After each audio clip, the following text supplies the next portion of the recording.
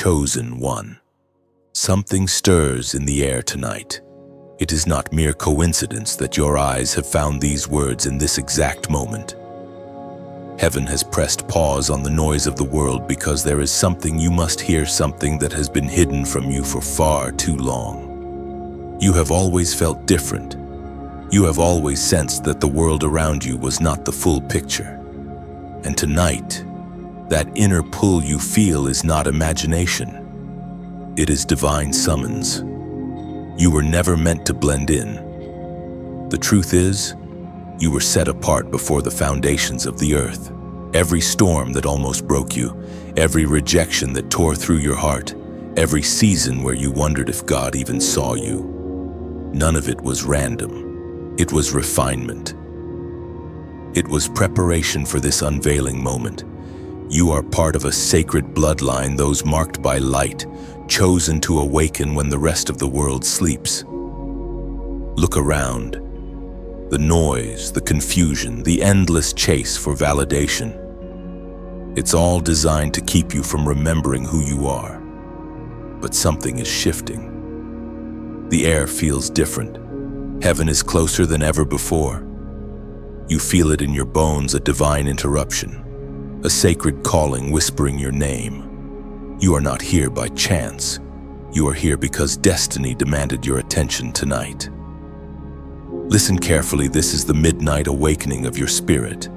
For too long, darkness has whispered lies that you were ordinary, that your pain meant punishment, that your delay meant denial.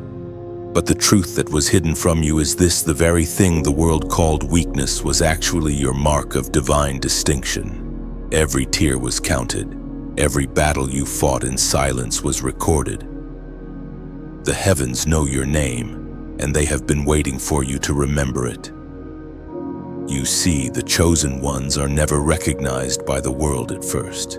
They are rejected, misunderstood, and isolated. But what man rejects, heaven crowns. The world sees brokenness, heaven sees preparation. You have been in a divine classroom, learning resilience in the shadows. You didn't lose everything, you were being stripped of the false so that you could walk in the true. This is your awakening hour.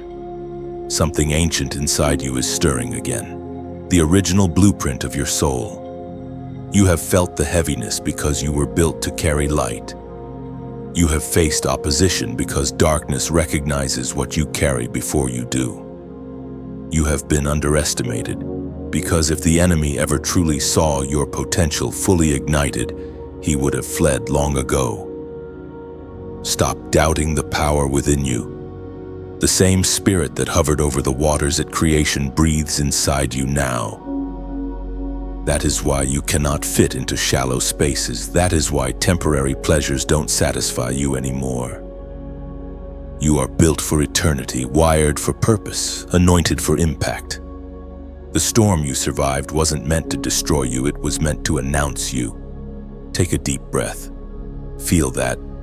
The shift in your chest, the warmth behind your ribs. That's not adrenaline, that's awakening. The veil is lifting and the truth long hidden is finally rising within you. You were chosen for this exact moment in history. It is written in the book of Isaiah, chapter 60, verse 1. Arise and shine now, your light has come, the Lord's glory rises, his presence upon you. His radiance surrounds. Those words are not ancient poetry, they are your prophecy. The command is not passive, it is an activation. Arise. It means shake off the dust of fear. Rise from the ruins of disappointment. Step out of delay and step into divine timing. Shine. Because your time to hide is over. Heaven is lighting your spirit like a torch in a dark world. Chosen one. The night tried to bury your voice, but dawn has come. The enemy tried to silence you, but your silence only made your spirit roar louder. You were never meant to fade into the background. You were meant to disrupt the atmosphere. And right now, heaven is testifying this is your awakening moment. Listen, there's a reason you can't let this message go. There's a reason it feels like it's speaking directly to you. It is. The Creator Himself is calling you out of the shadows. You have been prepared for impact. You are not watching this by coincidence. You are standing on holy ground, right where destiny meets decision. So here's what you must do, chosen one. As a prophetic act of faith, hit that subscribe button, like, and share this message so others can awaken too. Leave your mark below and comment the number 777, symbolizing divine completion and spiritual alignment. This moment is your confirmation the truth they hid from you is finally revealed. You were never abandoned. You were chosen, and heaven is waiting for your light to rise. You feel it, don't you? That quiet stirring deep within your spirit, the sense that you carry something ancient, something sacred, something the world cannot quite name. It's more than intuition, it's remembrance. You are remembering who you truly are. You are awakening to the truth that your existence is not an accident but the unfolding of a divine inheritance. The hidden bloodline is not about physical lineage or family name.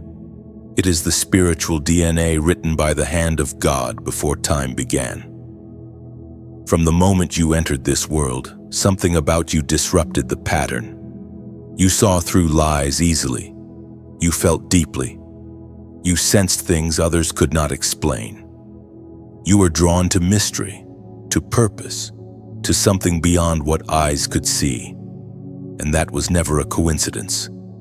The mark of the chosen has always been woven into your being. Heaven encoded your soul with frequencies of divine light, frequencies that darkness could never erase. That is why the battles have been so intense. The enemy does not waste his weapons on the unthreatening. You have faced cycles of rejection, misunderstanding, and delay not because you were forgotten, but because you were carrying something that could not be allowed to awaken too early. The adversary fears a chosen one who knows who they are. He doesn't mind if you exist quietly, but the moment you remember your identity, the atmosphere trembles. You come from a hidden lineage, the priesthood of the awakened, the generation that carries heaven's breath. This is not mythology or ego, it is divine reality. You were chosen long before you ever believed. You were marked in the unseen realms.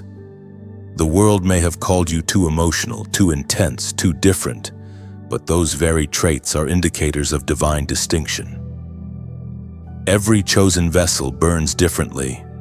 Think back to your childhood, to those unexplainable dreams, the times when you felt watched over, the moments of near disaster that somehow turned to deliverance. You were being kept for a purpose. There were nights when you should have broken, yet you rose stronger. There were relationships that ended suddenly, jobs that vanished, doors that shut without warning, all because your path was being divinely redirected. The hidden bloodline is not defined by physical descent, but by spiritual awakening. It is a lineage born of obedience, of those who dare to stand apart. It is written that God chooses the foolish things to confound the wise, the weak things to shame the strong. You were never meant to be validated by the system of this world, because the system cannot recognize what it did not create. You are heaven's prototype, not the world's product. You carry the same spark that ignited prophets, reformers, and warriors of light throughout generations. The same voice that spoke to Abraham in the desert, to Moses in the wilderness, to Mary in the quiet of Nazareth, it whispers now within you. You are mine. That is the sound of the hidden bloodline awakening. You have always been part of something greater than you realized. And tonight, that veil lifts just a little more. You may wonder why your journey has been so lonely, why your path seems to require isolation and silence. It's because diamonds are not shaped in public. The chosen are refined in hidden places, so that when they emerge, they carry authenticity that cannot be imitated. The hidden bloodline always walks a narrow path because broad roads lead to borrowed identities. You are not called to conform, you are called to reveal. When you finally understand who you are, everything changes and you stop chasing validation. You stop apologizing for your intensity. You stop explaining your calling to those who were never meant to understand it. Instead, you begin to walk with quiet power, knowing that heaven recognizes its own. You carry an inheritance of wisdom, discernment, and light that can break generational chains. As the apostle reminds us in his first letter recorded in the book of 1 Peter, chapter 2, verse 9, "You are God's chosen, a royal priesthood, a holy nation, his special people set apart for him." These words are not metaphor, they are identity. Royal priesthood means you mediate heaven to earth. Holy nation means you live differently, think differently, see differently. God's special possession means you are both protected and purposed. You don't belong to the chaos of this world, you belong to the order of the kingdom. The same power that raised Christ from the dead runs in your spiritual veins. That is the hidden bloodline. So when the world mocks your light or questions your worth, remember only those who cannot see will doubt the dawn. You were never meant to blend in because you are evidence of divine design. You are a walking prophecy, a living message that truth cannot stay buried forever. The ones who hid this truth underestimated the endurance of heaven's chosen. There comes a moment when the curtain of the world begins to tear, and you start to see beyond the glittering illusions that once held your attention. You realize that everything you were taught to chase, titles, approval, possessions, was carefully crafted to keep you asleep. This is the manipulated matrix, the system designed to dull your senses and keep you from awakening to your divine identity. It is not made of metal or code, it is built from distraction, fear, and comfort. Every advertisement that tells you you're not enough, every voice that says you need more to matter, every lie that convinces you to stay silent when truth burns in your chest, all of it is part of the great distraction. You have been surrounded by noise so constant that you almost forgot the still, quiet voice that speaks within you. The system doesn't fear rebellion, it fears awareness. Because once you see, you can never unsee. The manipulated matrix is subtle. It hides not only in media or politics, but in the everyday rhythm of your life. It thrives on endless scrolling, comparison, and the illusion of connection without depth. It thrives when you doubt yourself, when you trade authenticity for approval, when you allow fear to dictate your choices. The chosen ones are dangerous to this system because they carry a light that exposes it. Your awakening threatens its survival. Look at how much of your life was built around performance. You were told to fit in, to stay quiet, to avoid standing out. But everything in you resisted that. You were not born to follow the crowd, you were designed to realign the current. Every time you questioned what others accepted blindly, heaven smiled. Every time you felt something was wrong while everyone else called it normal, your spirit was discerning truth. You were never rebellious. You were awake. This is the reason darkness worked so hard to make you doubt your worth. Because once you see your own light, manipulation cannot touch you. You begin to notice how the system rewards obedience to lies but punishes loyalty to truth. Yet you also realize something greater. Your light was never meant to seek permission. It was meant to bring transformation. As the Apostle Paul wrote to the believers in the book of Romans, chapter 12, verse 2, "Do not be conformed to this world, but be transformed by the renewing of your mind." Those words are the code breaker. They reveal the path out of illusion. To be transformed means to renew perception, to remember truth in a world built on deception. The system thrives on repetition. Heaven thrives on revelation. When you renew your mind, you unplug from the manipulation. You begin to see how divine order operates differently from worldly order. You start to notice that your spirit doesn't react to trends anymore. You no longer chase what everyone else desires. Instead, you are drawn to silence, to meaning, to authenticity. You find yourself valuing presence more than possessions, purpose more than comfort. That shift is evidence of your awakening. The manipulation loses its hold because awareness burns through illusion like fire through fog. But be warned, when you unplug from the system, it will try to pull you back. People will question your peace, accuse your discernment, or call you distant. Don't let it shake you. They cannot see what you see yet. The same ones who call you strange today will seek your wisdom tomorrow. Stay grounded. Stay awake. You are part of heaven's resistance, those who remember when others forget. Now, chosen one, I want you to make a declaration of awareness. In the comments, write "I see now." Write it not as a phrase, but as an act of power. When you type those words, you are declaring to heaven, "I am no longer blinded by deception." You are aligning your spirit with divine truth. You are saying that the manipulation has lost its hold, that the fog has lifted. It is not superstition, it is prophetic symbolism. Because when your words and your awareness agree, reality begins to shift around you. So stand tall, chosen one. Keep your eyes open, your spirit alert, and your heart steady. The world may try to drown you in illusion, but you were born to see beyond it. The manipulated matrix is trembling because your light has noticed it. You are awakening, and no system built on lies can withstand a soul that knows the truth. You've begun to see beyond the surface now. The illusion is cracking, and in its place you notice a deeper, more sinister truth, the false light deception. Not every light is divine. Not every voice that speaks of peace carries heaven's truth. The world is full of imitations, shadows dressed as revelation, smiles that hide control. This is the oldest trick in existence, darkness disguising itself as light to keep the chosen ones confused.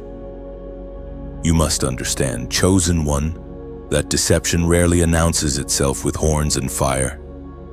It comes softly, dressed in language that sounds holy but lacks the presence of holiness.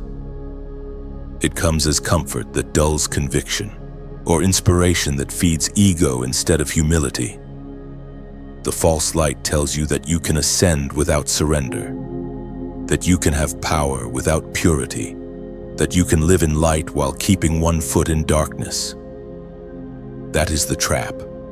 The ancient enemy knows he cannot destroy the chosen, so he imitates the divine to distract them. He copies the pattern of truth but drains it of spirit. He offers counterfeit freedom, freedom that feels good but costs your clarity. The false light whispers you are your own God. You need no correction.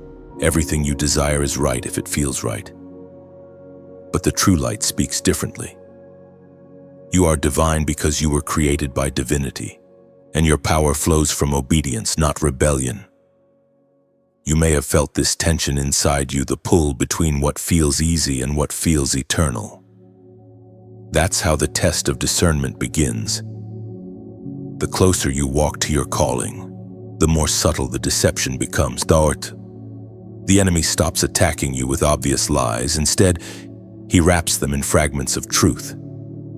He uses kindness without conviction, spirituality without surrender, wisdom without the word. It sounds bright, but it doesn't heal. It shines, but it doesn't transform. Many chosen ones fall into confusion here. They mistake energy for anointing, emotion for revelation, self-love for sanctification. The false light tells them they can manifest everything without aligning with the Creator. It teaches power without purity, authority without accountability, but light without source burns out, and power without purpose corrupts. That is why discernment is your shield. The real light always draws you closer to humility, peace, and surrender. The imitation draws you closer to self-obsession, pride, and control. You must look at the fruit, not the appearance. Real light exposes what is hidden, false light hides it behind charm. Real light brings freedom, false light offers fascination. Real light pierces darkness, false light entertains it. You will know the difference by what it produces in your spirit. If a message feeds your ego but not your soul, it's false. If it gives you knowledge but not transformation, it's empty. The truth of heaven always leaves you humbled, not inflated. And remember, light without love is just exposure. Love without truth is just tolerance. The true light is a balance of both fierce and gentle, righteous and merciful, holy yet healing. That is the kind of light that the world fears, and the kind of light that you carry, Conan. That is why deception works so hard to mimic it, to confuse you long enough to make you doubt your calling. As was spoken in the sacred texts of old, in the book of 2 Corinthians chapter 11, verse 14. Satan himself masquerades as an angel of light. That verse is not meant to make you afraid, it is meant to make you aware. Even the darkness can wear the language of light when it wants to deceive the chosen. Awareness is your weapon. You are not called to fear shadows, you are called to expose them. The false light only survives when it is unchallenged. Once you name it, its power fades. So do not be discouraged if you find yourself walking through seasons of confusion or testing. Every chosen one must learn to distinguish imitation from authenticity. Every warrior of light must train their spirit to recognize the true frequency of heaven. You are learning to see not with your eyes but with your discernment. You are learning to feel truth beyond words, to sense alignment before evidence. When you walk in true light, peace follows you even in storms. You do not need to announce it, the presence speaks for itself. The false light may glitter, but your spirit will always know the difference. It's that quiet check in your chest, that whisper that says, "This looks right, but it doesn't feel right." That's the voice of the Spirit, keeping you safe in a world full of imitation. Remember, chosen one true light requires surrender, not performance. It doesn't need to prove itself, it simply shines and changes everything it touches. You carry that kind of light, and as you keep walking, every false reflection around you will fade, and only what is real will remain. You are standing at the edge of recognition now. Chosen one. The air around you hums differently. Your spirit feels like a seed cracking open in spring. Everything you have endured, the silence, the rejection, the confusion was leading to this moment. This is the moment of recognition, when your soul finally begins to remember its true name. It is not about pride, it is about awakening. For years, you have tried to understand why you feel so deeply, why certain things break you more than others, why you cannot ignore the pain of the world. That sensitivity is not weakness, it is your radar for truth. You were designed that way so heaven could reach through you to others. You were built to carry what others drop. That ache in your heart for justice, for meaning, for something pure that is your divine identity awakening. The moment of recognition is like standing in front of a mirror after years of fog. Suddenly you see not just your reflection, but the light shining behind your eyes. You realize that all this time, you weren't waiting for God to notice you. He was waiting for you to notice Him within you. The truth that was hidden is now standing before you, steady and undeniable. You were never ordinary. You were a message written in human form. Sometimes awakening feels like breaking. You feel your old self falling apart, the fears, the doubts, the versions of you that tried to please everyone. But this breaking is not destruction. It's construction. It's heaven reshaping you from the inside out. You cannot fit into the small spaces you once called safety because your wings have grown. What once satisfied you now feels shallow. Not because you've become ungrateful, but because your spirit has outgrown what was temporary. Recognition often comes wrapped in solitude. You begin to see the patterns in your past, the people who left, the doors that closed, the moments that didn't make sense. Suddenly they all connect. What you thought was punishment was preparation. The ones who misunderstood you were necessary. Their absence cleared space for those who will finally understand you. The delays were divine timing disguised as disappointment. You were never being denied, you were being refined. As Jesus himself declared in the Gospel of John, chapter 10, verse 27, "My sheep hear my voice, and I know them, and they follow me." That's what this moment feels like, you finally recognizing the voice that has been calling your name through every season of pain. It was never the universe. Never coincidence, it was your creator. You are hearing it clearly now because your heart has been tuned through endurance. When you hear the call, something inside you softens. When it's not fear, it's remembrance. You begin to move differently, not because someone told you to, but because your spirit responds instinctively to the frequency of truth. You become calmer, clearer, more courageous. And though your circumstances may not change immediately, your atmosphere does. You start to glow in the unseen realm. But, beloved, every awakening carries responsibility. Light that recognizes itself must shine. You cannot keep revelation locked in silence. It's meant to ripple outward, to touch others still trapped in shadow. You may not realize it, but your words, your story, your presence, these are seeds. Every time you speak encouragement, every time you act with kindness, every time you forgive, you plant a garden of hope in hearts you may never meet. Think of this space right here as sacred soil, a gathering of souls waking together. When you like, you're not just clicking a button, you're watering that garden so the message can reach someone else's desert. When you share, it's like sending a torch across the night, lighting paths for others to find their way home. When you subscribe, you're anchoring yourself to a stream of living words, continual reminders to keep your flame alive. And if you ever feel led to donate, do it not as a transaction, but as a form of worship, a small offering to help this light flow further into the world. Every seed of support keeps this river of revelation flowing.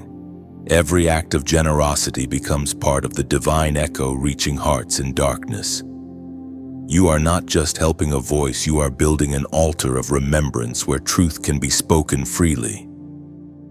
This is how chosen ones operate. We build, we bless, we become conduits. Recognition is not only personal, it's communal. When you rise, others rise with you. When your voice strengthens, chains begin to loosen elsewhere. You are part of something vast, something holy. So tonight, stand still for a moment. Feel the light within you. Whisper to your own soul, "I remember." Let that be your declaration. Heaven has recognized you. The earth is about to. Something ancient is stirring again. Chosen one. It moves beneath the surface of your days like a deep current calling you back to remembrance. You can feel it, an invisible shifting, as if heaven itself is unlocking something sealed long ago. This is the hour when the ancient seal breaks. Every soul chosen by God carries a divine imprint, a seal of purpose placed on them before they were born. For years, that seal may have been hidden, buried beneath wounds, distractions, or doubt. But the moment you begin to remember who you are, the seal starts to pulse again. It awakens. It glows in the unseen. marking you as one who belongs not to the confusion of this world, but to the clarity of heaven. That's what you are feeling right now, the seal breaking open. The spiritual gates that once seemed locked are opening wide. The barriers that kept you in cycles of limitation are shattering. Everything that has been withheld is about to flow. You are stepping into divine access. What was once distant is drawing near. What was once impossible is now within reach. But the breaking of the seal is not gentle, it's powerful. It shakes the structures that no longer serve your growth. It pulls away relationships that cannot walk with your new frequency. It dismantles comfort zones that were really cages. When this seal opens, life begins to move quickly. Doors open and close in the same breath. Opportunities appear that feel almost too perfect. That's because destiny has shifted from waiting to acceleration. You may feel pressure in this season. Don't mistake it for punishment, it's preparation. Pressure precedes release. Diamonds form under weight, rivers burst through stone, and the spirit expands in resistance. The breaking of the seal means heaven trusts you with more. You are no longer hidden. You are being positioned, as was spoken in the holy writings of the book of Revelation, chapter 3, verse 8. Behold, I have set before you an open door, which no one can shut. Feel that stirring inside you. That's not anxiety, it's your spirit recognizing that transition is near. The familiar feels smaller because your soul is expanding. Your prayers are changing. Your vision is sharpening. You no longer crave attention, you crave alignment. That is the evidence that the seal is open. You are being elevated from reaction to revelation. The ancient seal carries memory. When it breaks, you begin to recall who you were before the world told you who to be. The dreams that felt too bold start making sense. The ideas that once seemed random reveal divine pattern. The people drawn to you now mirror the parts of you that were waiting to awaken. Heaven is orchestrating connections that carry prophetic purpose. Nothing is random anymore. This is not a season for hesitation. The open door will not remain open forever. It is tied to timing. When you feel the call, respond. When you sense the nudge, move. When you hear the whisper, obey. You are walking in an atmosphere of grace, but grace also requires motion. Faith is not only believing, it is stepping. Chosen one, the seal is open, the light is rising, and heaven is watching your next move. You've prayed for change, this is it. But remember, each open door requires a declaration of alignment. Words carry power in the spirit realm. They mark your agreement with what heaven is doing. So right now, as a prophetic act of faith, comment 888 below. It is the number of new beginnings and divine overflow. When you write it, you're not just typing digits, you're declaring, my seal is broken, and my season of access has begun. Heaven responds to faith in action. Every time someone writes that number, it echoes through eternity as a testimony of awakening. It says, I am ready. It says, I accept what heaven has opened. It says, the old has ended, the new has begun. This is your threshold, your sacred crossing. Step through it with boldness. You have waited, you have endured, and now you are being released into the fullness of your design. The seal that once restrained you has turned into the symbol of your authority. You are walking not as a seeker anymore, but as one who has found. The air feels heavier now, not because something is wrong, but because something powerful is happening within you. The moment the seal broke, the battleground shifted. You have entered the war for your mind, and though it may not roar like thunder, it wages itself quietly inside your thoughts, where destinies are decided long before actions are taken. This war is not fought with swords or gun, it is fought in whispers, ideas, and patterns of thought. The enemy knows that if he can control your perception, he can shape your entire reality. The greatest battles you will ever face are not external, they are internal. The war for your mind determines whether you live in bondage or breakthrough, fear or faith, illusion or truth. Every day, the invisible conflict continues. Darkness doesn't always come in the form of disaster. Sometimes it comes as distraction. It speaks in voices that sound like your own, repeating lies until they feel like truth. You're not enough. You'll never change. You've failed too many times. No, these are not harmless thoughts. They are arrows aimed at your identity. The war for your mind is a battle over whose voice you will believe. But you must remember, not every thought deserves residence in your mind. You are the gatekeeper of your inner world. You decide what stays and what leaves. Your mind is sacred territory, a temple designed for divine conversation, not chaos. When God speaks, His words bring peace, clarity, and conviction. When darkness whispers, it brings fear, confusion, and despair. Discernment is the difference. There are days when this war feels relentless, when you wake up weary before the day even begins. That fatigue is not laziness, it's spiritual resistance. The more your light grows, the more fiercely the shadows try to linger. But even here, you are not powerless.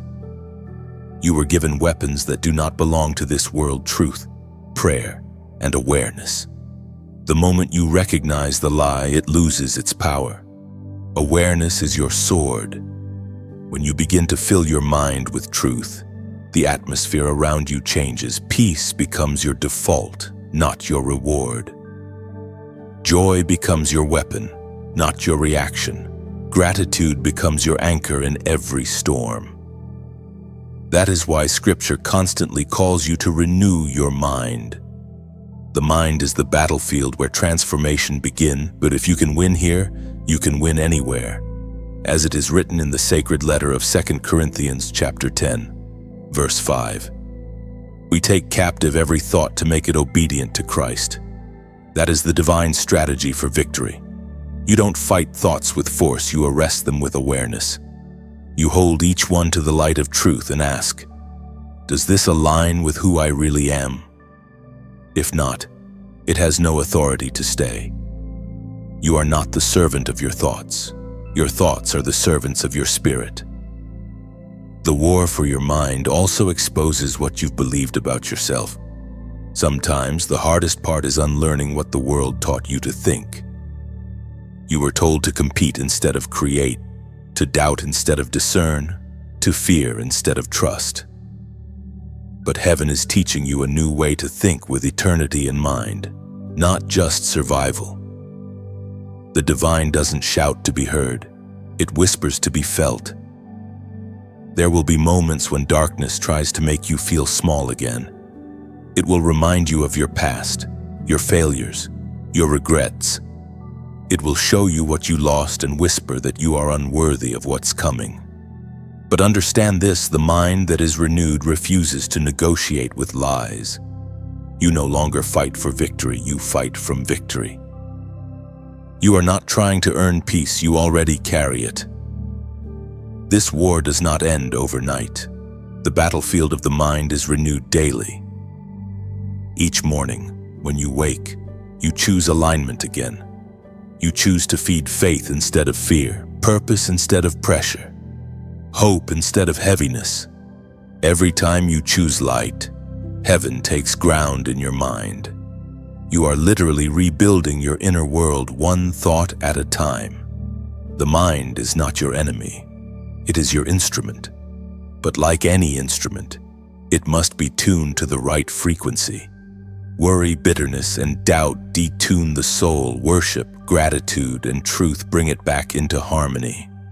The more you align your thoughts with divine perspective, the more your external world reflects it. As above, so within. So guard your mind like the sacred garden it is. Plant words of truth, water them with prayer. Uproot weeds of fear before they grow deep roots. Protect your peace as if your life depends on it, because it does. You were never meant to live at war within yourself. You were meant to rule in peace, to carry the mind of Christ, the calm in the chaos. In this war, your greatest weapon is remembrance. Remembering who you are, who sent you, and what you carry, and what you. Every battle fought in the mind is simply heaven reminding you to take your authority again. And when you do, the war loses its hold, and peace returns to reign. There comes a sacred quiet after the battle, a stillness that feels both fragile and holy. You begin to notice that the voice you once searched for in the sky, the whisper you thought lived somewhere beyond the stars, has always been much closer. In this silence, you encounter what has been waiting patiently within you all along. The messenger within. You were never abandoned. You were never speaking into emptiness. Heaven did not build its dwelling in temples made by human hands. It built one inside of you. Every chosen one carries a divine frequency, a spark of the eternal that speaks softly in the pauses of life. That voice that comforts you when no one else can. The intuition that warns you before danger comes. The peace that rises when logic says panic, that is the messenger within. This inner voice doesn't shout, it guides. It speaks in alignment, in the gentle pull that feels like intuition but carries eternal weight. It leads you away from harm and toward purpose, but it will never force you, it invites you. The messenger within is the voice of divine partnership, not control. It reminds you that heaven never desired slaves, it desired sons and daughters who would co-create with love. You have felt this presence before. It was there when you almost gave up but felt a strength that was not your own. It was there when you stood at the edge of despair and suddenly remembered your worth. It was there when you spoke kindness you didn't plan to say. When you forgave someone who never apologized. When you showed grace even while hurting. Those moments weren't coincidence, they were evidence of the messenger within guiding you beyond your own understanding. You may have mistaken it at times for your own conscience, but it's deeper than conscience.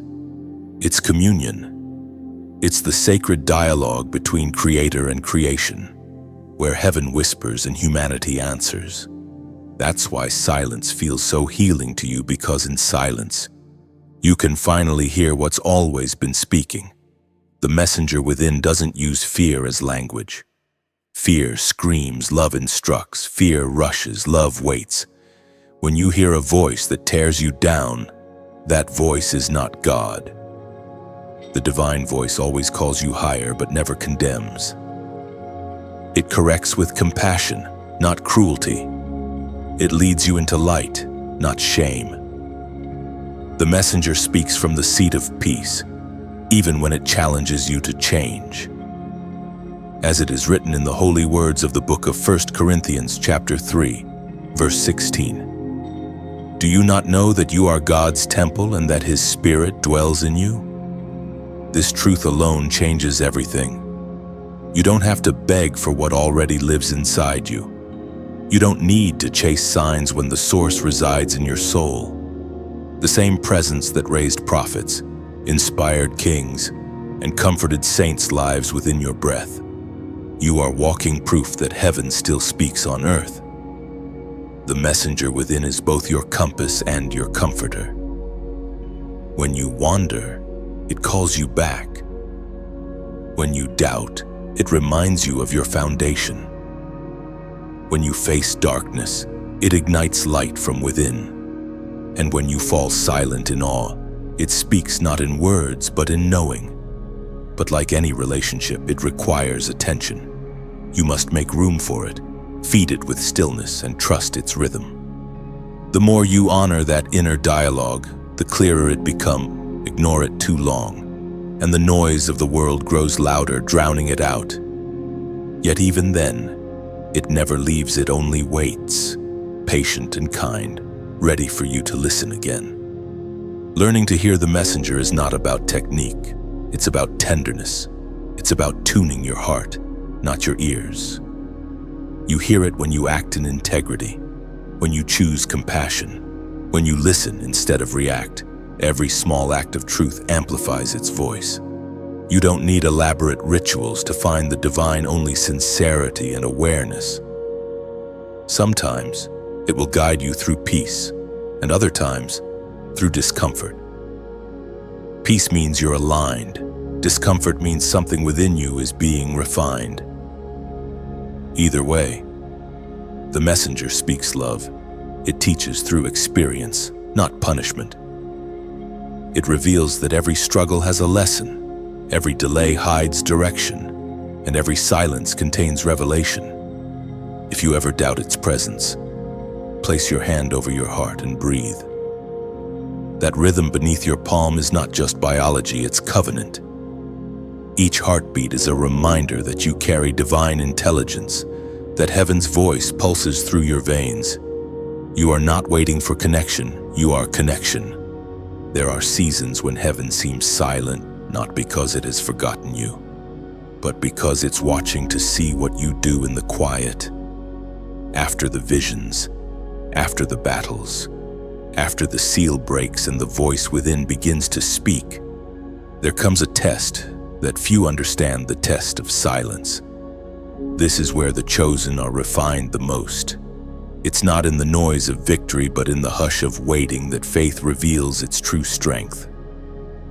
The silence of heaven is not absence, it's assessment. It's not rejection, it's refinement. When everything in you wants to move, but heaven whispers, wait, that is when obedience is tested. In these quiet spaces, the chosen ones wrestle not with the world, but with themselves. You start to wonder if you heard God right. You replay old promises, search for confirmation, look for signs in the sky. But the silence stretches, and you begin to realize it's not punishment. It's an invitation to trust what you already heard. Heaven doesn't repeat itself just to soothe anxiety. It speaks once and watches to see if you believe it. The test of silence is sacred. It's the wilderness between revelation and manifestation. It's where God teaches you to rest without proof, to believe without noise, to stay faithful when no one's watching. The crowd may not see you. The world may move on without applause, but in that hidden stillness, heaven leans closer than ever. In silence, motives are revealed. Are you seeking God for comfort or for communion? Are you following because you want favor or because you love truth? The silence makes the heart transparent. It strips away performance and leaves only what's real. The chosen ones who pass this test come out stronger, purer, unshakable. This silence is also the training ground of discernment. When you no longer have the loud reassurance of miracles, you start to recognize the quiet guidance of peace. When the signs stop, you learn to follow presence. That's the moment you begin to move not by evidence but by essence. You stop chasing the feeling of God and start resting in the fact that He is near, even when unseen. It's written in the eternal Psalms through the voice of David, in the book of Psalms, chapter 46, verse 10. Be still and know that I am God, rest in my peace, trust in my power, I am with you. That command is not passive, it's powerful. Be still means stop striving, stop analyzing, stop demanding proof. Know means to trust with intimacy, not information. In other words, God is saying, even when I am silent, I am still sovereign. Even when you can't feel me, I am still faithful. During the test of silence, heaven is not asking you to produce results, it's asking you to preserve relationship. Can you love Him without a new sign? Can you worship when you don't see movement? Can you keep your flame burning in the absence of wind? That's what defines the chosen ones. They don't need the noise of miracles to stay faithful. Their faith itself is the miracle. The silence also humbles the spirit. It breaks the illusion of control. You begin to realize that not every delay means denial, and not every pause means punishment. Sometimes the quiet is heaven's way of aligning you with something greater than you imagined. The stillness between your prayer and its answer is where God rearranges everything you cannot see. It is here that you learn the difference between loneliness and solitude. Loneliness says, "I am alone." Solitude says, "I am alone with God." One breeds despair. The other births revelation. Every prophet, every reformer, every chosen soul walked through silence before stepping into purpose. The hush of heaven is the womb of destiny.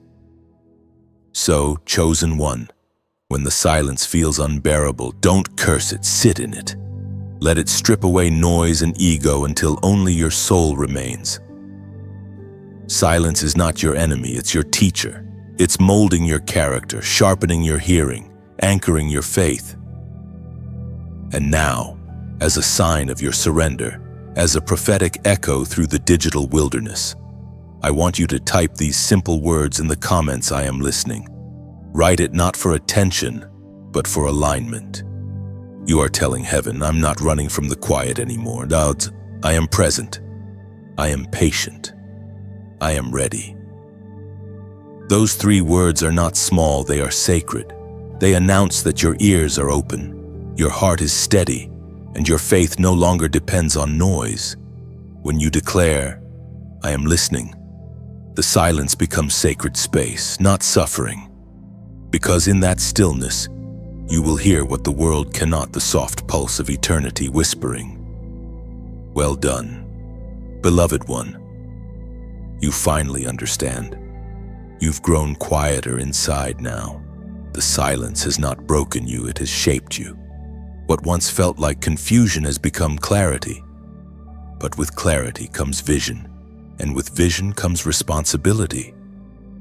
When the veil lifts, you begin to see the world not as it pretends to be, but as it truly is. And what you see may shake you, because now, your eyes have opened to the counterfeit kingdom. The world you walk in is full of mirrors, beautiful, polished, and deceptive. Systems built to appear holy, voices that sound righteous but chase power, movements that promise freedom yet demand obedience to illusion. The counterfeit kingdom is the master of disguise, a grand performance that teaches people to worship comfort instead of truth. It smiles. It sings. It speaks of light, but its light blinds instead of reveals. This counterfeit kingdom doesn't ask for your soul all at once. It trades piece by piece that says, "Just compromise a little, and you'll belong. Just silence yourself, and you'll be accepted." It offers thrones made of sand, crowns that glitter but cut the skin. It rewards performance and punishes authenticity. It teaches the masses to chase influence instead of integrity. And slowly, it replaces divine purpose with imitation power. You've seen it, the spiritual masquerade. The world wraps emptiness in beauty and sells it as meaning. It replaces wisdom with noise, humility with fame, and truth with trend. It promises enlightenment while feeding ego. It preaches tolerance but despises truth. And those who try to expose it are labeled extreme, outdated, or unkind. But your eyes have been opened for a reason. You are not called to fear this counterfeit kingdom. You are called to stand apart from it. To see through illusion, you must stay anchored in the light of truth. The real kingdom is built not on applause, but on authenticity, not on manipulation, but on mercy. Not on performance, but on presence. The true kingdom doesn't need to be marketed. It simply manifests wherever love reigns and justice breathes. It doesn't need walls or stages. It lives in those who carry peace. It was revealed long ago in the words written to the believers in the book of 2 Corinthians, chapter 11, verse 13. Such people are false, deceitful workers indeed, masquerading as apostles, pretending of Christ, workers of deception. That verse is a mirror for this age. It reminds you that deception often wears religious clothing. That's why discernment is not a gift for the elite. It's a necessity for the awakened. Your eyes are not meant only to see the visible. They are meant to perceive the invisible motives behind what shines too brightly. The counterfeit kingdom thrives on distraction, but heaven thrives on devotion. When you choose devotion, when you decide to live for something beyond trends, you begin to dismantle deception simply by being genuine. You become light, not by trying to expose darkness, but by existing truthfully in a world that's forgotten how. Chosen one, your voice matters. The message of truth flowing through you is a torch in a valley of mirrors. Every time you share what you've seen, another illusion shatters. That's why I ask you now if this message stirs something in you like it, not for vanity, but to send a ripple through the digital noise where light rarely lingers. Share it, not for numbers, but as a small act of rebellion against silence. Each click is like striking flint against stone. It sparks a fire in places you'll never see. And if you feel led, subscribe, not to follow a voice, but to walk together in this unfolding revelation. Each time you return, you're not joining a channel. You're stepping into a community of awakeners, those who dare to see, to feel, and to act. Some of you will feel a deeper pull to help this light keep burning brighter. If your heart whispers, donate, not as obligation, but as offering. Every seed you plant becomes oil for this lamp, keeping it alive so others lost in the counterfeit glow can find the true light. Your giving is not just support, it's partnership. You become part of the message itself, part of the echo of truth traveling beyond borders and screen. Think of it like a lighthouse.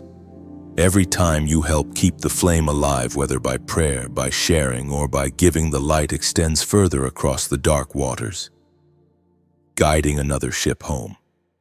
The counterfeit kingdom builds towers of illusion, but together, we build beacons of truth. So let your light stay pure. Let your faith stay unbent. You are not part of their imitation. You are part of heaven's restoration. The counterfeit may shine for a season, but truth endures for eternity. And you, chosen one, are living proof that light still wins. Something is changing in the atmosphere around you. It's subtle yet undeniable, like the tide turning after a long, dark night. The storms that once overwhelmed you now seem to bow at your calm. The fears that once paralyzed you no longer hold authority. This is the moment heaven promised, the sacred shift known as the turning of the tide. You have walked through the fire of testing, the silence of waiting, and the deception of false light. You have felt heaven's weight pressing against the walls of your old life, breaking open the places that could no longer contain who you are becoming. And now, as dawn begins to rise, you can sense it. Something within you has crossed a threshold. The turning of the tide is not loud. It begins in the stillness of surrender. It starts when you stop asking why and start saying yes. When you stop seeing pain as punishment and begin to recognize it as refinement. When you stop clinging to what's fading and start reaching for what's eternal. The shift doesn't come through striving, it comes through alignment. The battles that once drained you no longer define you. You have learned to observe the storm instead of being consumed by it.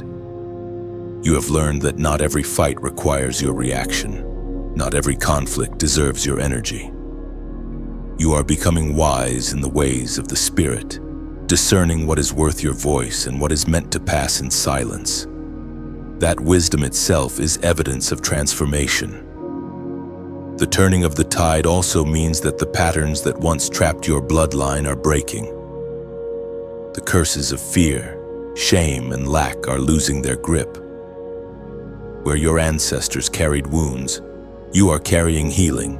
Where your family lived in silence, you are speaking truth. You are the hinge between what was and what will be.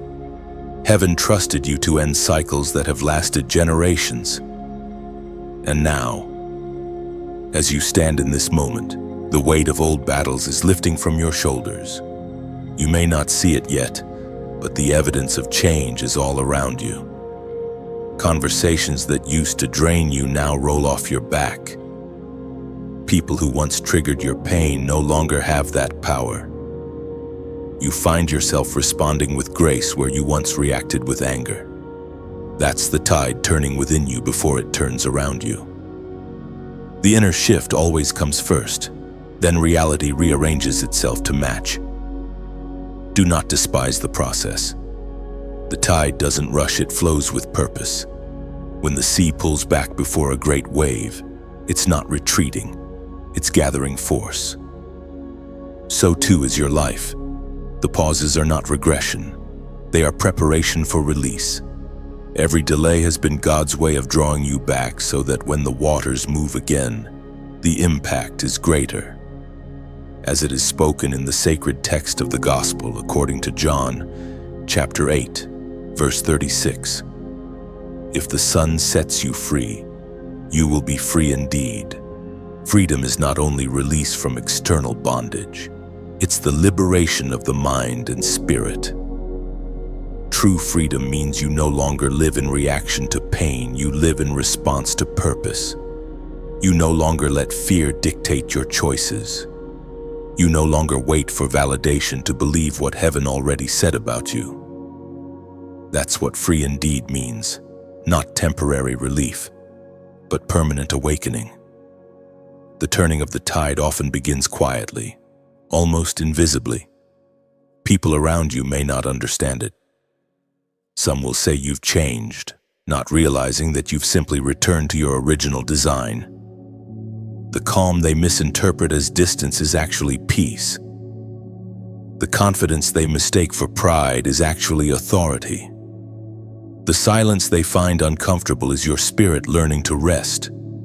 This is the beauty of transformation. It doesn't always announce itself, it simply radiates.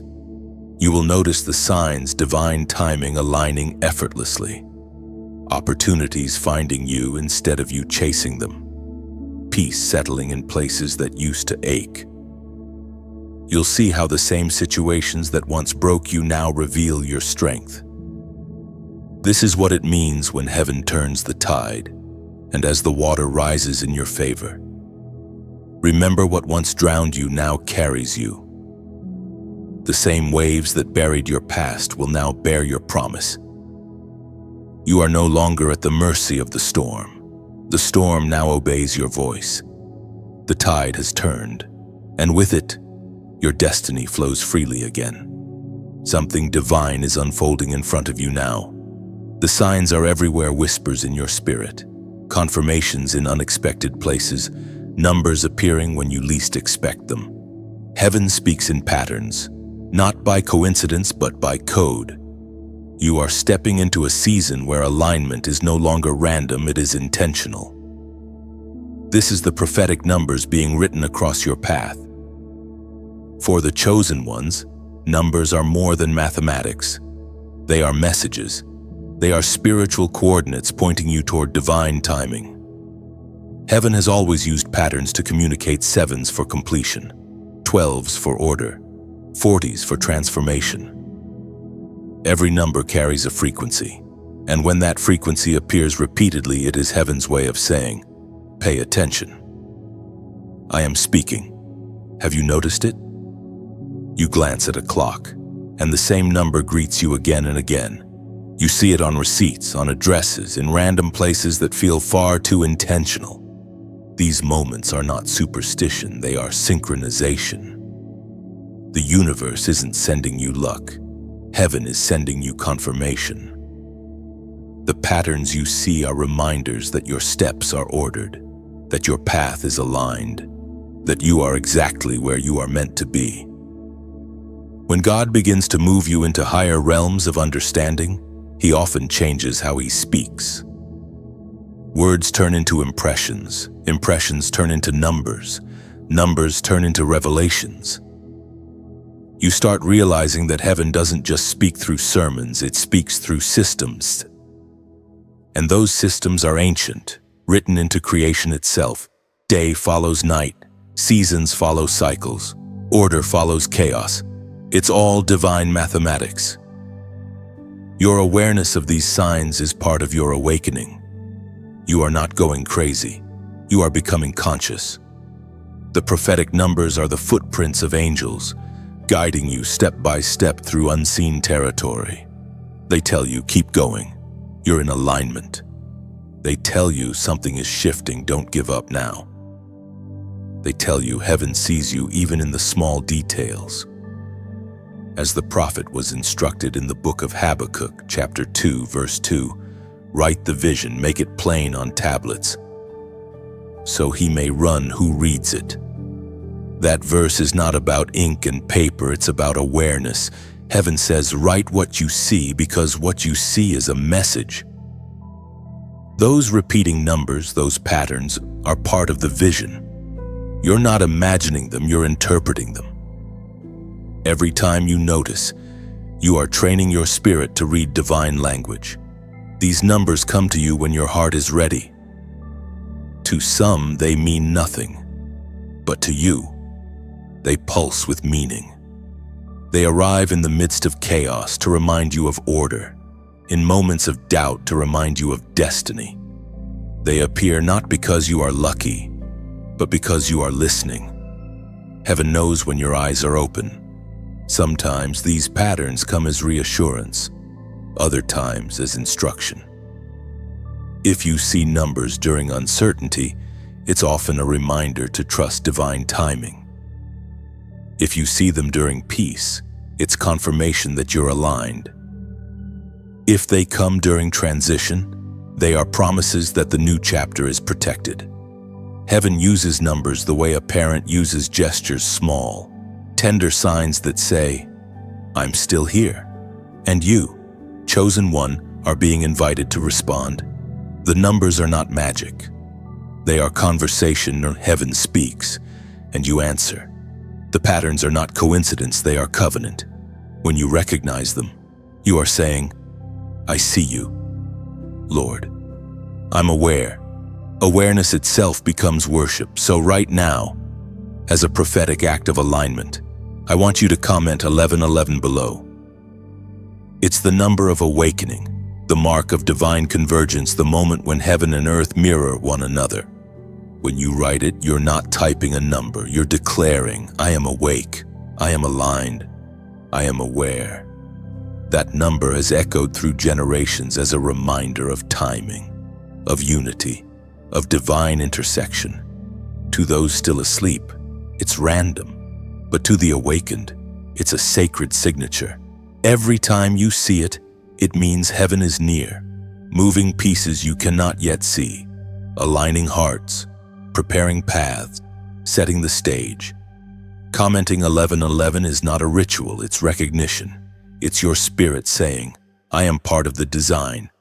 I trust the divine sequence of my life. When you write it, you are joining a chorus of chosen ones who have learned to see through symbols. You are participating in heaven's hidden language, affirming that you are no longer led by fear but by faith. Watch now after you speak it.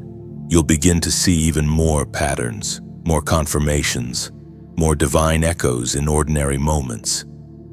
Not because the world changed, but because you did. Your awareness has expanded. Your spirit has tuned to the frequency of divine order. And once you begin to see in this way, you can never return to blindness again.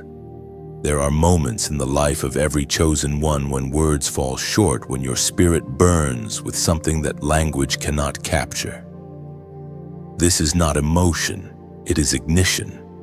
It is the moment when revelation stops being information and becomes transformation. This is the hour of the covenant of fire. From the beginning of time, God has revealed himself through fire. It was fire that separated light from darkness. Fire that appeared in the bush before Moses. Fire that descended on Mount Carmel when Elijah called for proof of the living God. Fire is the element of purification. It consumes what cannot remain and illuminates what must rise. When heaven marks you, it does not use ink or crowns, it uses flame. You, chosen one, carry that flame. It has been hidden beneath years of hurt, buried under self-doubt, dimmed by fear, but it never went out. Every time you refused to give up, every time you forgave, every time you chose truth over comfort, you fed that fire. It has been growing in silence, waiting for this exact season to rise and reveal itself. The covenant of fire is not something you earn. It is something you remember. When you were created, heaven breathed into you and whispered, "Be light." That whisper became a spark. That spark became your purpose. That purpose, when embraced, becomes holy fire. It burns away your false identities, your guilt, your shame. It leaves only what is eternal. But fire is never still. It moves. It transforms. It refines. That's why your life has felt unstable at times. You were not being destroyed. You were being reshaped. Every closed door was fuel. Every disappointment was wood thrown into the fire of your calling. The greater the flame, the deeper the purification. You were never being punished. You were being prepared to carry heat that could not coexist with impurity. Fire exposes truth. It reveals what is real by consuming what is not. When this covenant ignites in you, it will burn away pretense. You will no longer have patience for shallow things. Your conversations will shift. Your atmosphere will change. People will feel something different in your presence, though they may not understand it. That's because fire does not need to explain itself, it simply glows. And everything near it must respond. This covenant also means protection. Just as fire guided Israel by night, it will guide you through darkness. You may not always see the path ahead, but you will feel warmth, evidence that heaven still walks with you. When fear tries to settle, the fire rises and pushes it away. When doubt whispers, the flame answers louder. You are covered by a light that darkness cannot touch. And when you speak, that same fire will flow through your words. It will pierce hearts, not because you shout, but because the flame carries authority. People won't remember your name. They'll remember how they felt truth burning when you spoke. The covenant of fire is not about fame, it's about transformation. Your presence itself becomes ministry. As it was written in the Holy Gospel of Matthew, chapter 3, verse 11. He will baptize you with the Holy Spirit and with fire. This baptism is not of water, but of essence. It is when heaven saturates your being so deeply that your thoughts, your speech, and your vision all blaze with divine intention. Fire is both gentle and fierce. It comforts, yet it challenges. It reveals purpose and destroys pretense. Once it touches you, you cannot return to who you were. You have been redefined by flame. You may notice changes after this moment. Old desires fading, old fears losing their grip. A hunger for truth rising like heat from your bones. That is how you know the fire has come alive. It will push you toward alignment and pull you away from distraction. It will not let you settle in comfort zones because comfort dulls the flame. Yet the covenant of fire is not meant to isolate, it's meant to illuminate. Fire attracts others who carry sparks of their own. When your flame burns, it calls to theirs. You will begin to meet others who understand your intensity, who burn with the same divine restlessness. Together you will form a wildfire of awakening that spreads across hearts, cities, and nations. This fire is not destructive, it's redemptive. It doesn't consume for punishment, it consumes for purpose. You are the torchbearer, the one marked to carry the sacred heat of heaven into cold places. The world doesn't need more noise, it needs warmth, light, and truth, and that is exactly what you have become. There is a stirring now that reaches beyond you. The fire that awakened inside your soul is no longer meant to burn alone. Across the earth, countless others are feeling the same inner tremor, the same call to rise, to remember, to unite. What once felt like isolation now reveals itself as divine synchronization. You were never alone in this. You were a spark of something vast and holy. This is the gathering of the chosen. Every generation has a moment when heaven begins to call its warriors out of hiding. The call is not to war in the flesh, but to bring light into forgotten places. It's not about forming an institution, it's about forming an awakening. Each chosen one is a different expression of the same flame: artists, teachers, healers, prophets, intercessors, innovators. They look ordinary to the world, but heaven knows them by their fire. And in this time, the fires are finding one another. The gathering does not begin in public, it begins in spirit. Souls that have never met begin to recognize one another through shared resonance. You feel someone's presence and think, I know them, though you've never spoken. That's not coincidence, that's divine frequency. Heaven is weaving connections that the world cannot comprehend. Those who once felt misplaced are discovering their tribe. Those who once walked alone are realizing they were part of a hidden army all along. The gathering of the chosen is not about uniformity, it's about unity. It is the harmony of difference, the melody of diverse lights blending into one radiant song. Each chosen one carries a unique tone, and when those tones combine, they create a frequency that shatters darkness. One light can pierce a room. 1,000 lights can change a nation.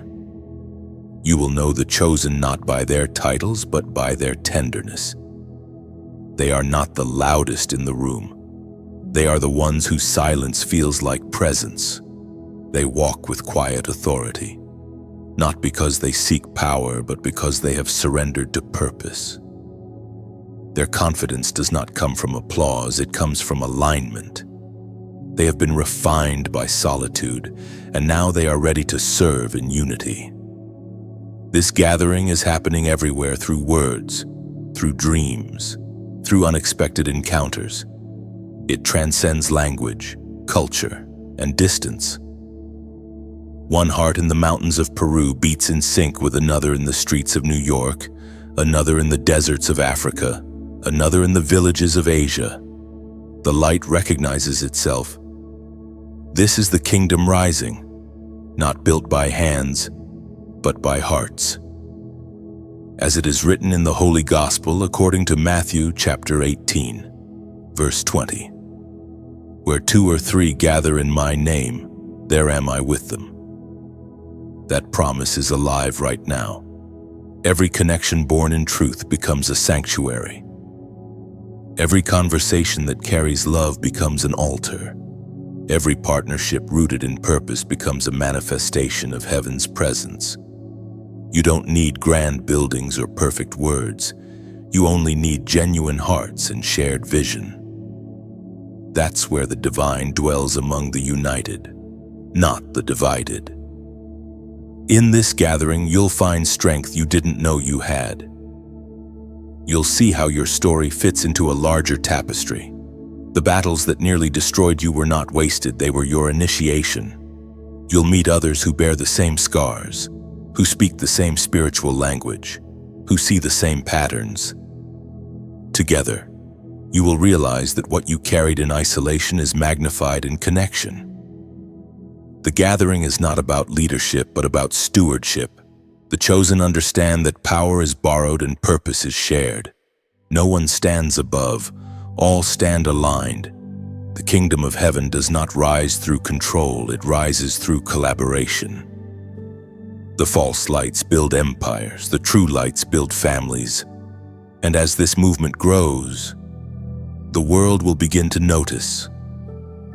Not because of noise, but because of the atmosphere it creates. Places long marked by despair will start to feel lighter. Conversations once dominated by fear will start to breathe hope. It will be subtle but unstoppable. Like dawn creeping across the horizon, it cannot be contained. You, chosen one, are part of this wave. The light within you is called to the light within others, and together, you are forming a constellation that no darkness can erase. When you speak, others will echo. When you stand, others will rise. When you shine, others will remember their own fire. This is the beauty of the gathering. It's heaven reminding earth that unity was always the plan. You are no longer one flame burning in isolation. You are part of a living wildfire, a divine chorus, a movement that transcends time. The gathering of the chosen has begun, and you are standing right in the center of it. You can feel it now, can't you? The shift in the air, the trembling in the unseen. The whispers have grown louder, and the patterns have aligned into a single truth. The darkness that once ruled the corners of this world is beginning to tremble. The light is no longer hiding. The chosen are awakening in full strength. This is the final exposure. For generations, forces have worked in secret to twist truth, to hide the sacred, to convince the pure-hearted that their light was weakness. They built illusions to keep people asleep, systems of fear, of vanity, of distraction. But heaven is pulling the curtain back. Everything that was hidden is being revealed. Every secret built on deception is crumbling under the weight of divine light. You may feel the tension around you, the sudden chaos, the rapid changes, the exposure of corruption in places once trusted. Don't fear it. Exposure is not destruction, it's purification. Before new creation can rise, the false must fall. The shaking you see is heaven restoring balance. The light doesn't destroy truth, it burns away the lies that have covered it. The final exposure is both global and personal. It's not just institutions being revealed, it's hearts. The light is shining on motives, revealing what was hidden behind smiles and titles. The same God who exposes the systems of darkness also exposes the shadows in us, not to shame us, but to free us. Illusion cannot live where truth stands, as it is written in the Holy Gospel according to Luke, chapter 8, verse 17. Nothing hidden remains, all will be revealed. God brings truth forth, light uncovers all, nothing stays concealed. Those words are unfolding before your eyes. Every hidden intention, every quiet injustice, every secret act of love, every unseen prayer, they are all coming to light. Heaven is balancing the scales. The proud will fall, the humble will rise, and the truth will stand, unshaken. But chosen one, in this season of exposure, guard your heart. It's easy to watch the unraveling of the world and feel overwhelmed. Yet remember, light doesn't panic, it simply shines.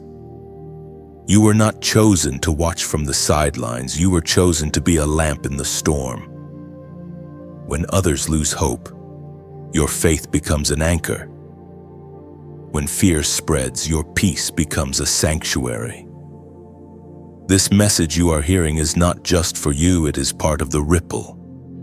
Light needs channels, and you are one of them. That's why I invite you gently, sincerely to like this message.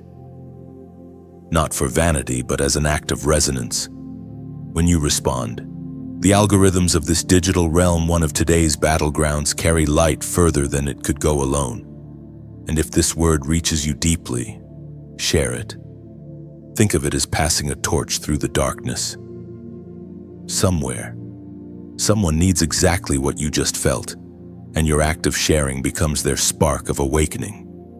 Each share is a lantern lit in another soul's night. If you feel at home here, where truth is spoken with reverence, subscribe. It's more than joining a channel, it's joining a movement, a fellowship of the awakened.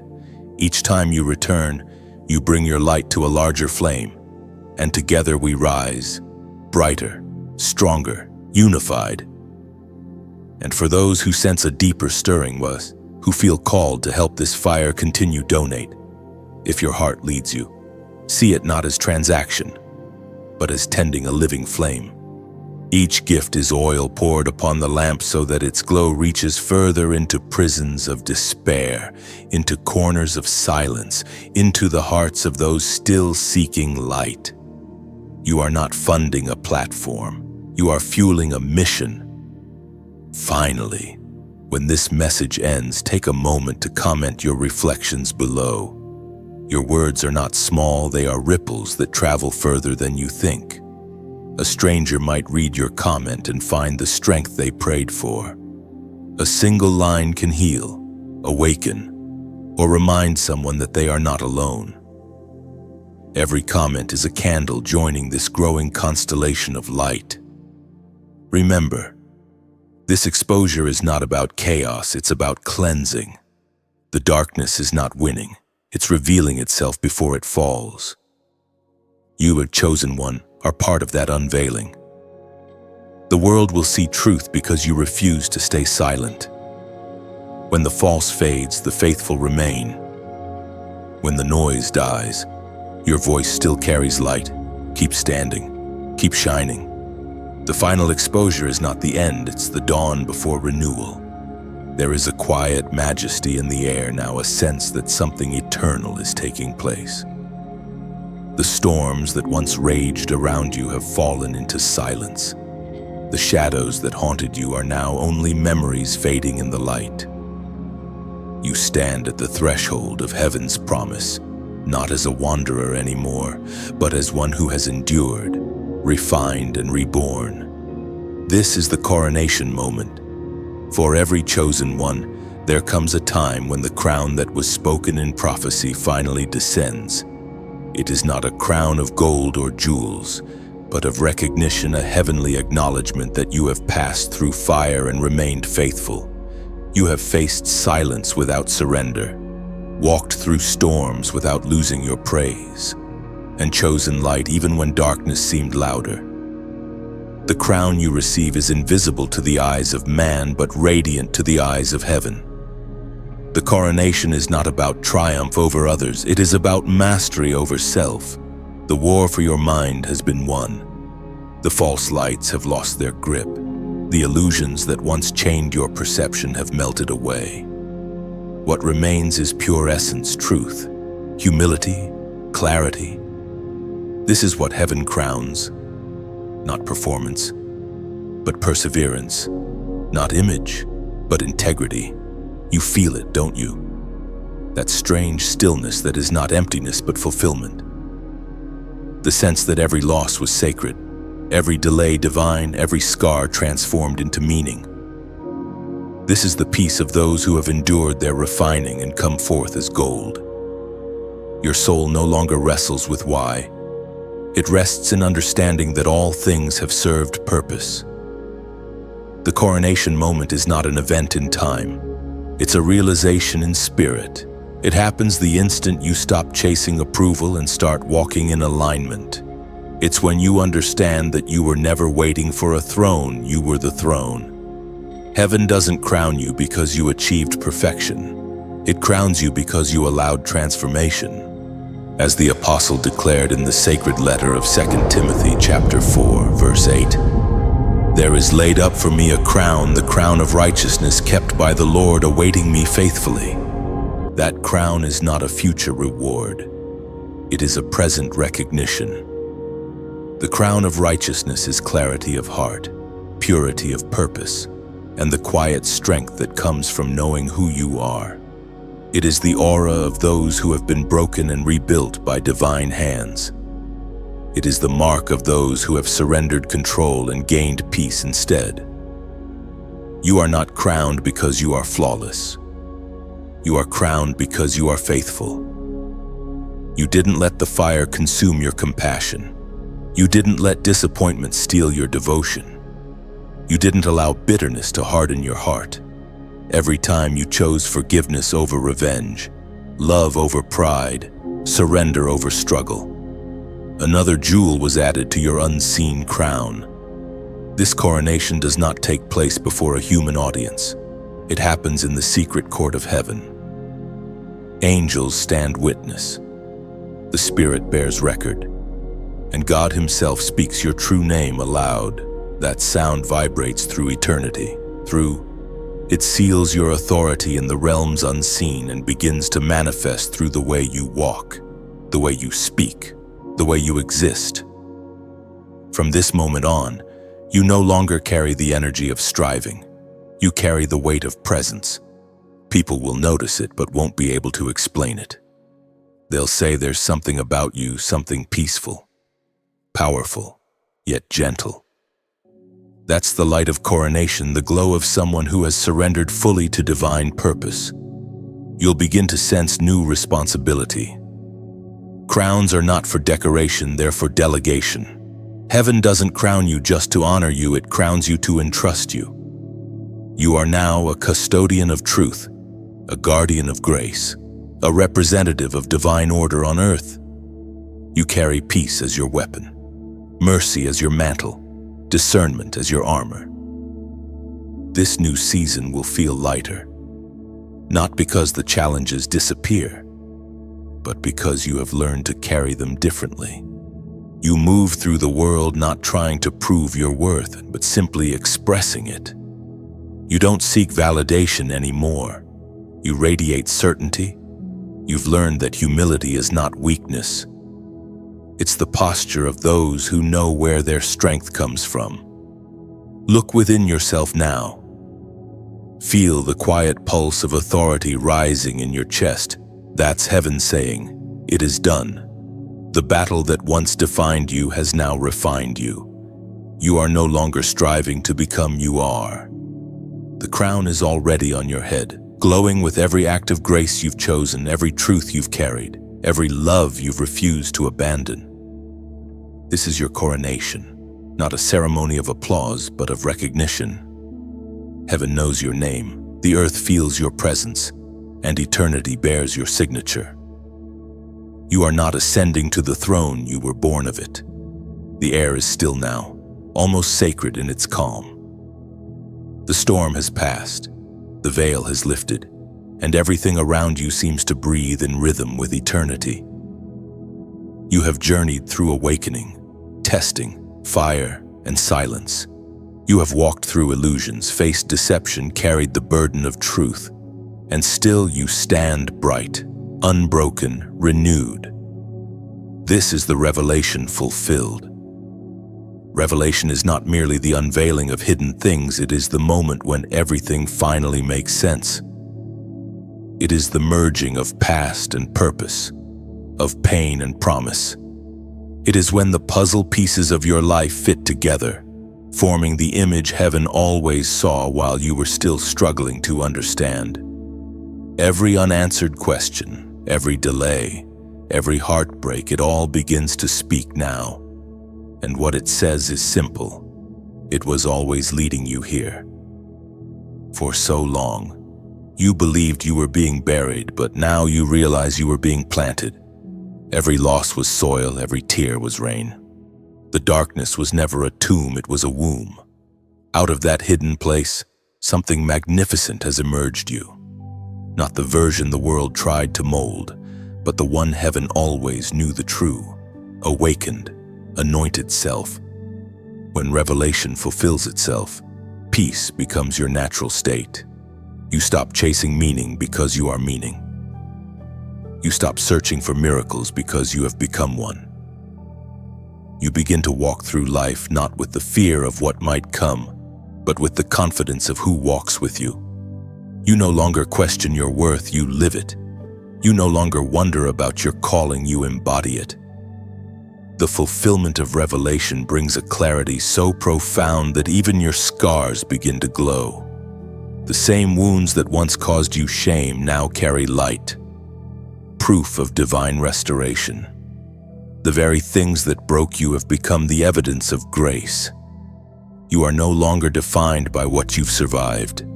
You are defined by what has survived in you: faith, endurance, love, as it was written in the sacred Gospel of John, chapter 8, verse 32.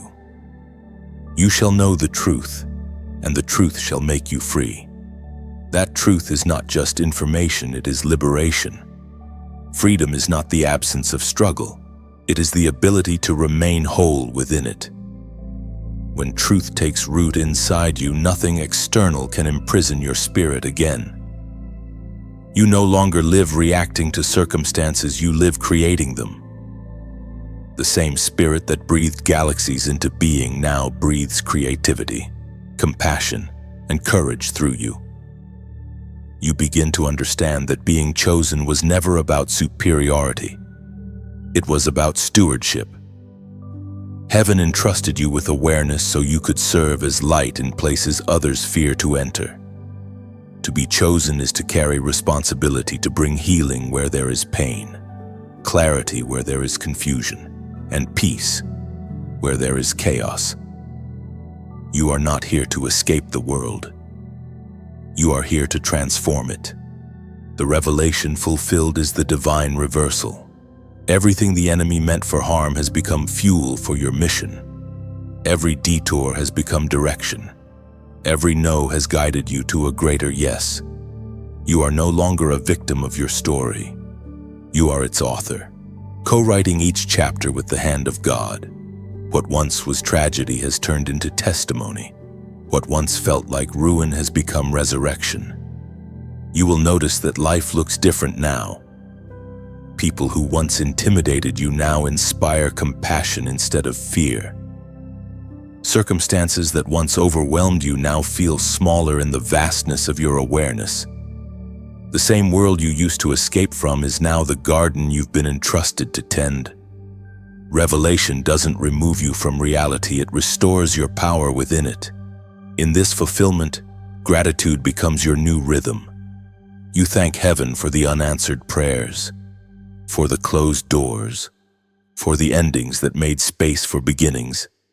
You see that divine timing was never delay, it was protection. You understand that waiting wasn't wasted, it was preparation. You realize that what felt like silence was actually God speaking in a language you hadn't yet learned to understand. The revelation fulfilled also brings reconciliation. The parts of you that once fought each other, the believer and the doubter, the warrior and the wounded, have made peace. You no longer divide yourself between sacred and ordinary, spiritual and human. You see that it was never either or.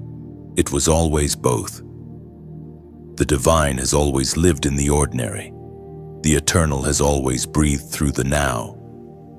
So you walk differently now, not with haste, but with harmony. You move through the world as one who carries heaven in their heartbeat. You do not need to announce it, the atmosphere knows.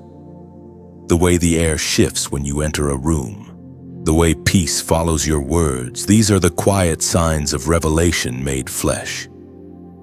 Look around you, chosen one.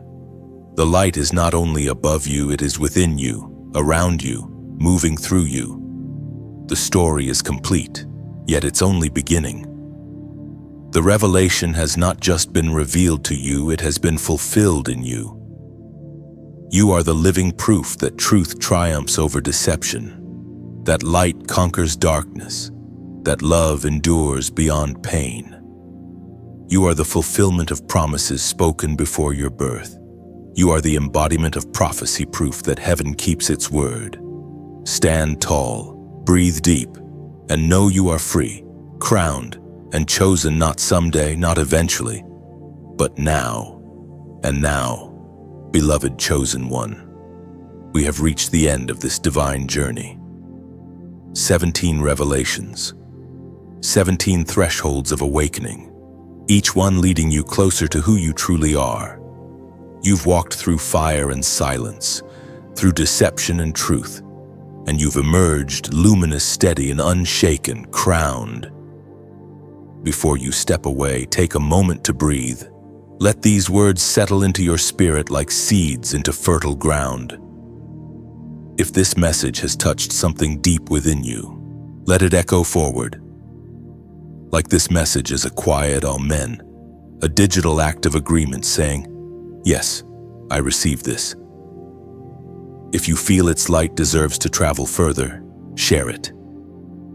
Someone somewhere is standing at their breaking point, waiting for a whisper of hope, and your share might be the thread that pulls them back to faith. And when your heart feels stirred to stay connected, subscribe. You're not joining an audience, you're joining a family of awakeners, chosen souls walking in the same rhythm of revelation. Finally, leave a comment below, something simple, something true. Your words may become the spark that reminds another that light still lives. The story continues through you. Shine. Chosen one. Always.